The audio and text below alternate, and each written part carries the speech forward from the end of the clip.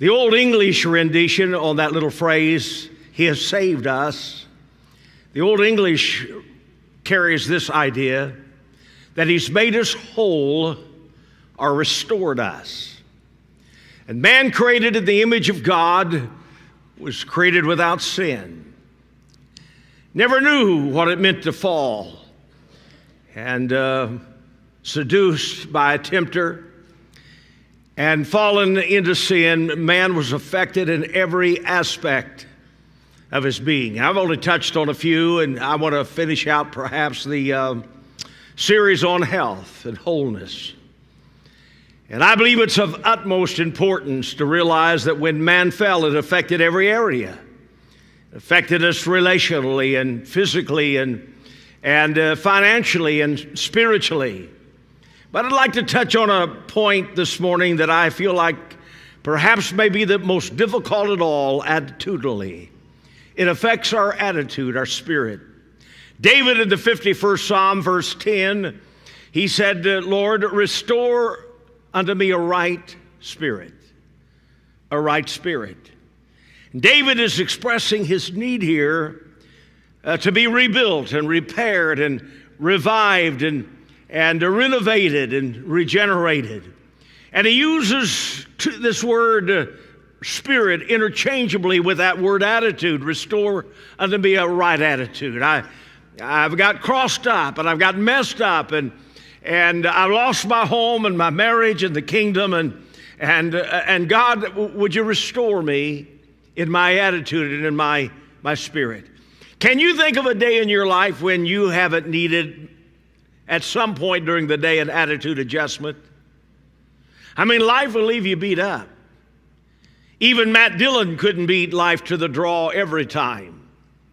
Somebody said life is a bowl of cherries. And I've never found it so. I found it to be a bowl of raisins. Raising kids, raising money, and people raising Cain, and it just seems like you get beat up by life. Life's tough. And so he's struggling here with having a right attitude. He knew there was more than just a need for sins to be forgiven, more than just being cleansed, but struggling with a right attitude. Now, I want you to think of yourself as being a tripartite being. By that I mean you're a body and you're a mind and you are a spirit. And that's the sum total of the essence of everyone and everybody everywhere. We're a partite or tripartite. We're threefold.